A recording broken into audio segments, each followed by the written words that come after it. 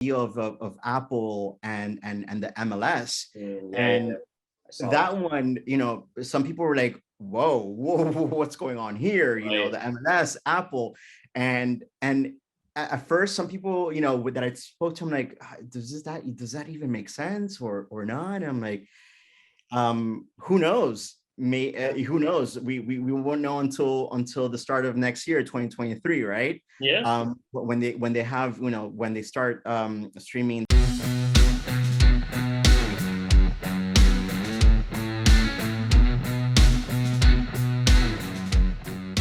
Hi, everyone, and welcome back to the Sporting Global podcast. And today I'm here with Rodrigo, Duarte, and Rodrigo. First of all, thanks for taking the time. How are you these days? Thanks for having me on. I'm really excited. I'm glad that we're finally doing this, Ollie. I'm pretty good. Happy to be here. I'm glad to hear that. I mean, it's always good, having a talk with like-minded people, and sharing about your story in the sport industry. It's a lot of cool stuff that has happened there, and I think, as always, we have to start. Tell us a little bit about how your journey in the sport industry started, and a little bit about how it all began. Like where did this passion come from? All right. I love that question because coming from like the most non-sports athletic guy, there's something that was buried there and it came out through fitness, and it all started in a small suburb in Shanghai, China. And it I was in a fitness group that actually exploded in growth, and we offered free fitness to anyone in Shanghai. And then we were approached to partner with brands like the North Face, Nike, and that's when the switch got activated. When I saw how fitness and sport could just move these big brands to partner with us, like a Right. community-based organization, and that's what piqued my interest. And I was like, is there education for sports? I didn't even know that there was Yeah. degrees and bachelors in sports, and that was just like flabbergasting. Right. And that's how I started my journey in sports. And then I moved in. I got out of the industry that I was in. It was an import and export. Actually, we're exporting construction goods to your home country in Norway as well, Right. and Right. Central and South America. So I actually made the pivot into sports, and I Mhm. got my job through the network of sports in Shanghai. Nice. And it was through a sports medicine hospital, and they're an American hospital, and they're treating high performance athletes all over China. They will come to Shanghai. But long story short, I was in the marketing department, and I was charged with executing their first large sponsorship at the Shanghai Rolex Masters, which is a ATP 1000 event. Right. And that's where it fueled my love of just working in the sports industry. Although this was the event side, which was in a way it was grueling but so good. It was just how can I tell you, a challenge that was so rewarding Yeah. Yeah. because it just you get to see the perseverance that you have as a person, even with your Right. team, Yeah. and just being such an important event, and seeing Nadal and seeing Del Potro and all these stars right next to you, just walking a couple meters away from you. And you're Yeah. like, okay, I have landed and I want to keep this going. And then I left China to go pursue a master's in sports management Right. at Columbia University. Nice. And through that experience, I got a really fantastic internship in New York at CSM, and I got to see a little bit of the agency world, Yeah.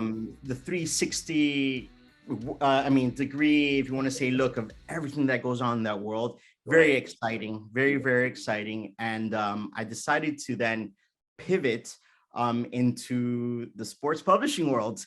Yeah. Believe it or not, I never thought that was going to happen. It wasn't even on the marks, but what in sports, you have to have an open mind. Right. And then now I find myself in London at SportBusiness, and it is exactly where I was supposed to be. I didn't even know I was supposed to be there, but it's just been a rewarding experience just to see the other side of business when it comes to the publishing and data, media, and analytical part. Right.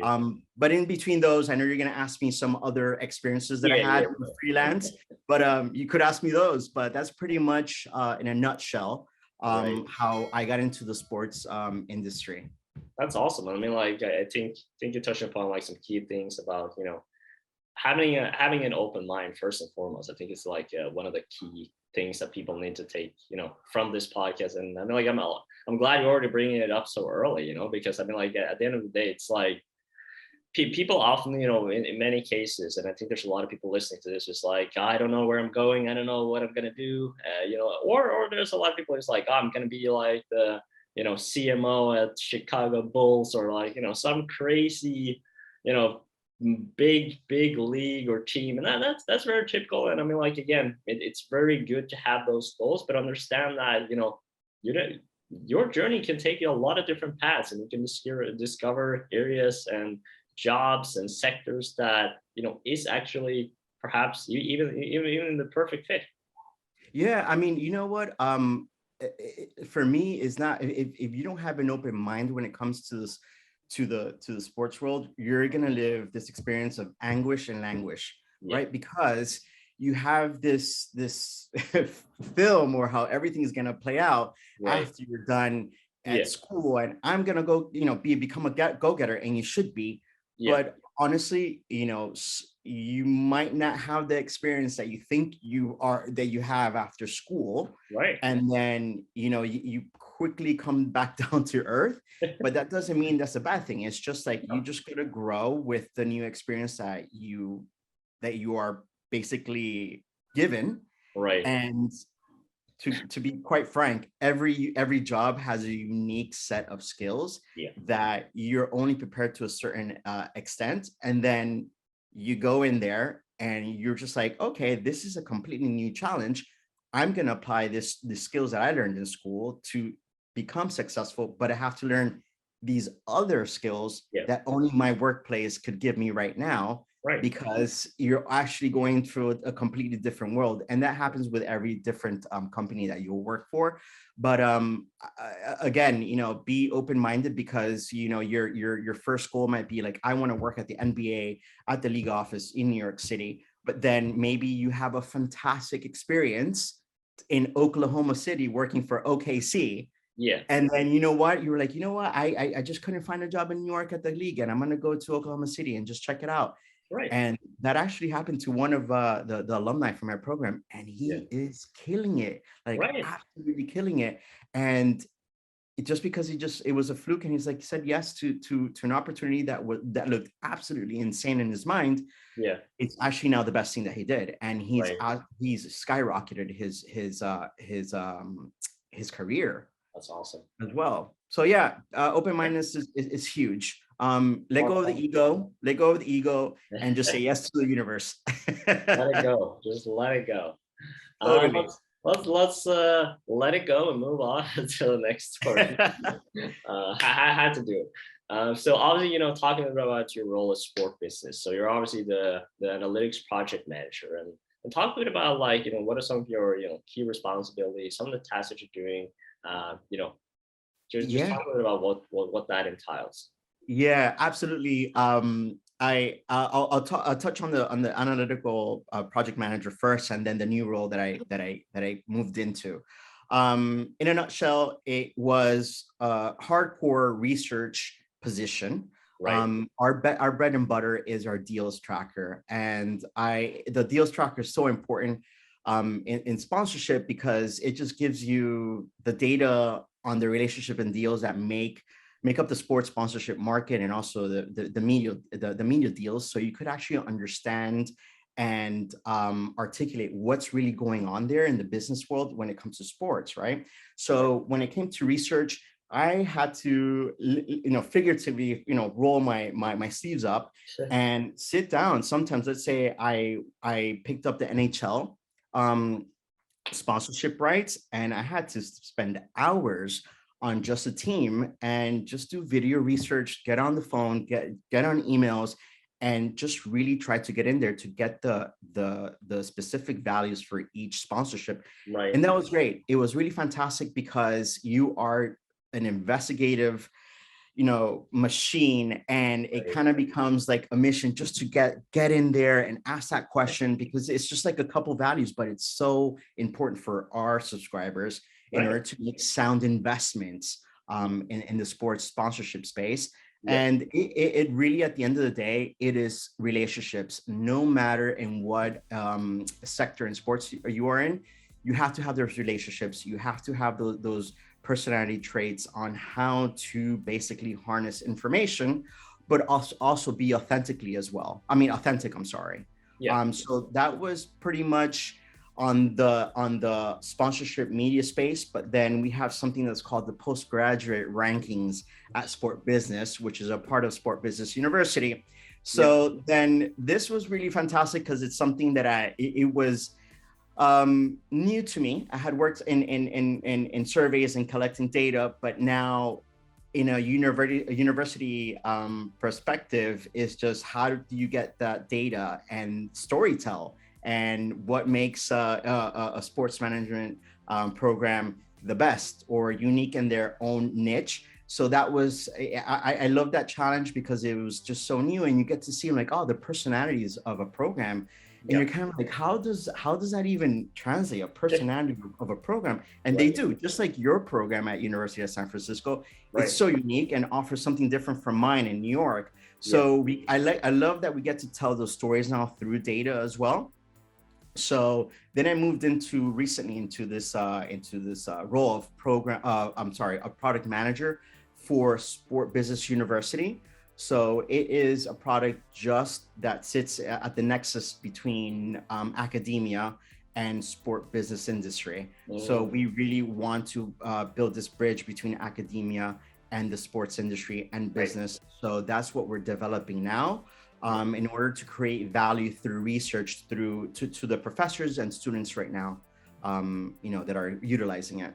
Right. Oh, I mean, like it's important to kind of like touching upon different kind of areas in that research space as well. And I mean, like I'm sure you've been learning a lot of new information. Just also like talking with all this organization, like researching it, and like it's just free soaking of knowledge, in a sense.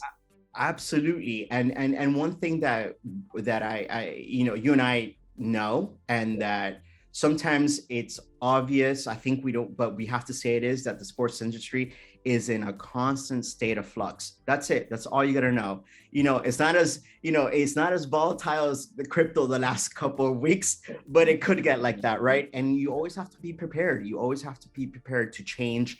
And how do you mitigate those changes? Because it does impact sometimes our news and our database and our reports, and even sometimes our consulting arm, because in 12 hours something could totally change when it comes to sponsorship or unfortunately world events. So you have to be prepared for that, and sometimes have some foresight in that.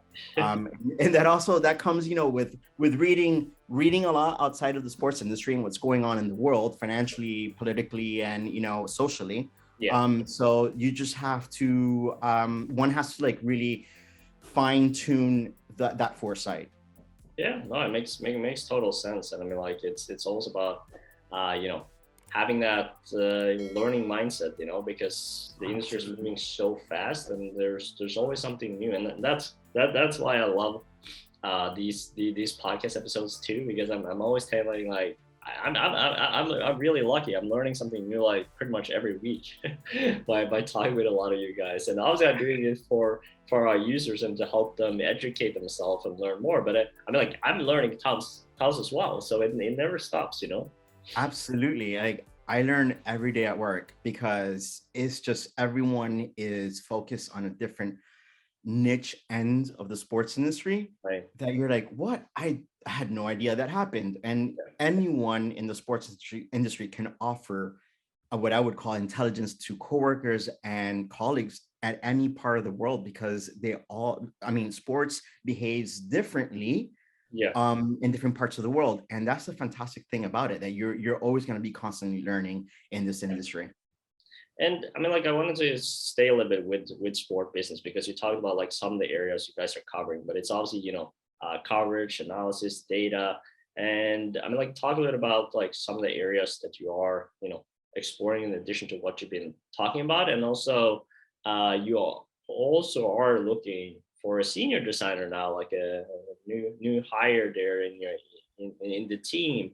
and like what are some of the key elements they will be working with. And lastly, before you answer, I just have to inform everyone as well, if you want to apply for the job, you can do that at sportingglobal.com. Obviously sign up for free, fill out your profile, one click application, just write a killer resume and you're good to go. Exactly. Yeah, that's a good question, and I want to give you the high level overview of what Sport Business does. Right. Foremost and formally, we are a publishing house for business to business industry news. But then we have so many other things that we concentrate on, and our bread and butter would be the media and sponsorship, analysis and news, and our deals tracker, right? And we analyze all the major monetary deals in those parts of the industry, and we serve it up in our deals tracker, right? Then we have university, which I just told you it's mostly a new product that's going to sit just from Sport Business News and Analysis, but tailored for university use, research and academic insights. Is currently being posted on our website. And then we have the consulting arm, which is a very unique part of the business, because they get into something that I would call more into the weeds of subjects around the world. Right. And a great example would be we have I'm going to give you a theoretical consulting job or a report that somebody wants, is that a league or investment company wants to invest, let's say in Malaysia, and they want to invest in betting. But then the question mark is like, betting in Malaysia, which is a predominantly Muslim country. Yeah. Okay, let's do it. And we will use our networks around the world, because we do have a base in Singapore, and understand more of that market and talk to our reporters and our consulting arm over there and see, hey, what's really going on in Malaysia, because they do have betting, but in certain authorized places, and we report back what's the opportunity and how they could get into that market for our client. So I love that, because it's just a bespoke research project in a part of the world that, let's say here in the West, we really don't know about. Yeah. And I think that's just fantastic projects, just to learn a little bit more about the world and the sports betting space, because it's something that's becoming very important in the US, even though it's mature in Europe. Yeah. But honestly, most people don't know how it works in an Asian country, especially with the element of religion there, which is fascinating, because at the end of the day, there's so many facets like that in sports that you have to really know about in order to be successful in those markets. Yeah, no, it's an extremely important part. And I mean, like, even looking back to, for instance, like Norway is one of the countries that doesn't allow betting or alcohol brands, to sponsor sports. There you go. So I mean, like, it might be a lot of money in it, but it's just like a policy that Norway has. They just don't deal with that. And for in a North American perspective, that is bananas. Like, why are you leaving money on the table? Right. So it's very interesting. Then it comes down to values and ethics, right? That the sport in that country, represents. And I think it's important to always question those kind of things, because I remember as well that especially now more than ever, right? Like the sport industry is struggling with financial challenges and stuff like that. And okay, who has the most money, right? And like, who can pay up? But then it's again, do you want to like have that money, or is it worth taking that money for like the brand exposure and what that brand stands for? And like, is that something that you will associate, sport with in Norway? And Norway just don't want to do that. Like even in Norway, like alone, there's even like I wouldn't kind of like go that far, but like it's even like a debate kind of like about almost like brands like Red Bull, Yeah. So it's like, I mean, like it's not like it's a bad product per se, but it has like some elements, right? Because Norway is very kind of youth perspective and grassroots. It's probably one of the biggest, especially in football. It's like a grassroots grassroots right. country. So And that's why it's important to see the different point of views of how different countries and markets see the world, because right, you learn as a person as well. yeah, And I can't tell you right now what's the value of having that point of view now, because you'll probably have to apply it to something else right, in a similar scope or in a parallel project. yeah, But you have that in your arsenal of experience to then apply it later. yeah, And you can't get personal about it, because at the end of the day, it's an opinion. Like a lot right, of things in our life are right, opinions. yeah, Opinions of like point of views, if you want to say right, it. Something is right, kind of contradictory, because 100 miles away from where I live is a completely different point of view of the world. yeah, yeah, So it's very interesting when it comes to that, because you're not only growing professionally, but also as a human as right, well. yeah, um and I wanted to touch upon the analytical aspect sure, of the business, especially the reporting. right, And what I really love about working on sport business is just also the different views. Let's say I'll give you an example yeah, that I learned. It's like you said, we're constantly learning, is just right, the analytical pieces that we produce. yeah, And just a recent one with the deal of Apple and the MLS. yeah, yeah, And I saw that, that one, some people were like, whoa, what's going on here? right, The MLS, Apple.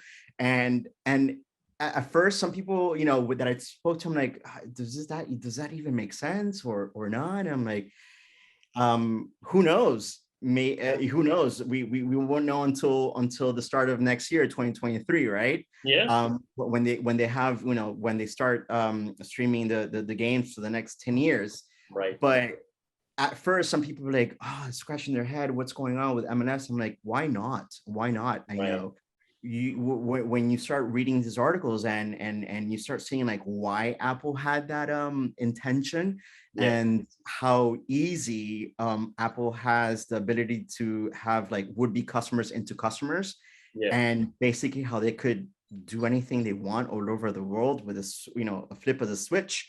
right, And I'm actually quite excited to see these games and how Apple is going to execute their vision for MLS and yeah, actually lift and literally remake how the MLS is viewed, not just in the US, but in the world. yeah, That's pretty exciting, because oh, it is, right now it's just very exclusive to the US and Mexico with Liga MX as well.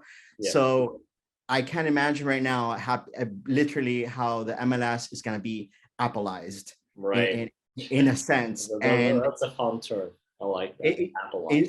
yeah, it's going to be absolutely exciting. And I just can't wait to see what when they have the ability to turn on that switch when you're in Right. Apple News and like, oh, stream a MLS match here, Yeah. or whatever games are going to come out on the App Store, and the Apple Store or Right. Arcade. There's Yeah. going to be so much more to this deal than we can even imagine, especially with AR, et cetera, et cetera, et cetera. Right. And it's going to be interesting how then Apple is going to reach those Hispanic fans in the US and Mexico.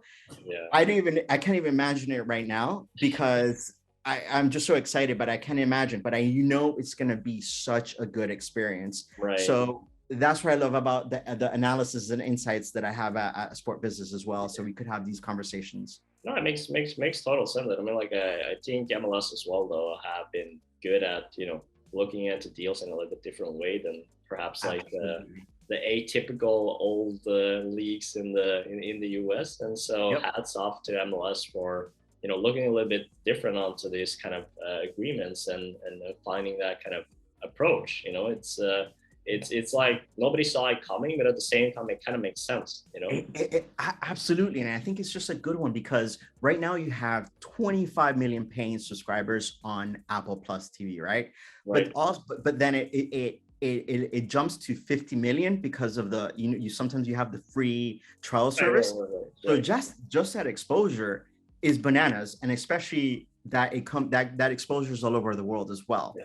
So good. I think good times are coming ahead. Exciting things in sport, especially for the MLS. No, 100%. And I mean, like, we're gonna move on a little bit here Absolutely. Let's go. to kind of like our next question. And I mean, like, obviously, as you mentioned a little bit in the early stages here as well of the talk. You've been working a little bit all over the world, and I mean, like I wanted to touch upon like obviously your opportunity to work at the Beijing 2022 Olympic Games, but also like a little bit along what you have learned about the industry and living abroad. So yeah, I mean, like I think it would be great for you to kind of share that. Absolutely. So yeah, so let's touch upon the Beijing 22 Winter Olympics. That one was a really cool project because I had left China already for about 3 years, and I had just moved to the UK. And it was the height of the pandemic. And this is one thing that I love about sports is that you create these networks all over the world. And you don't have to travel all over the world and move all over the world to create these networks. That's one thing that I want to make it very clear. Like that's the beauty of the sports world, because Ollie, we haven't met in person, and we connected through the pandemic, and we hit it off, and that is the perfect example of sports. So how I got this project was someone thought of me, and I had talked to them about it. And a quick snapshot of what I did was I assisted in the production of these bilingual communication training materials for the support staff at the Alpine ski resort in Beijing. And it was really fun because, of course, it's an Olympic property. And also it was China. It's like a place that I lived for 8 years, and I could combine both things again, but from a remote location in England. And it was fun, and it was just great to get the pictures and videos of the staff actually using the training when they were meeting in order to get trained for their posts at the Alpine Village. And I'm like, oh my God, this is really cool. That's the power of sports. I helped create something in another country that was used in China for the Olympics. And that was fantastic. And that's fantastic. Yeah. And it's not something unattainable. This is just something that when you have the experience and you start meeting people, you'll get those experiences. I really want to make that clear, because when I was just getting into the sports industry, it felt like those opportunities were really far away, unreachable, that you had to be years in it. No, it's just, you got to be kind, go-getter, and be open again to things like this, because I hadn't done work like this before until I worked for the Special Olympics World Games in Abu Dhabi. And I took a chance. And this was a previous project that was a training materials for the Special Olympics in Abu Dhabi. And then I got to go see my work in person in Abu Dhabi and ask people, hey, did you like it? What'd you think of the training? And I got to participate as a volunteer in the Special Olympic World Games, in football aside, right? And that was just beautiful because I saw a different part of sports through volunteering as well, but I had done a job for that. But when it comes to having international experience, don't let not knowing anything about a country stop you from going there. I honestly moved with one bag to Beijing in the coldest part of the year in February 2011, and I did not know anything about China, just about like the obvious things that a Westerner would know. And I just went on this thing of like, you know what, I just want to feel adventure, start something new. And the rest is history, because you will figure it out. I promise you, you will figure it out. We live in this point in history, and that everything is interconnected. Most likely people would speak a little bit English, or they'll point you in the right direction, and you have a translator.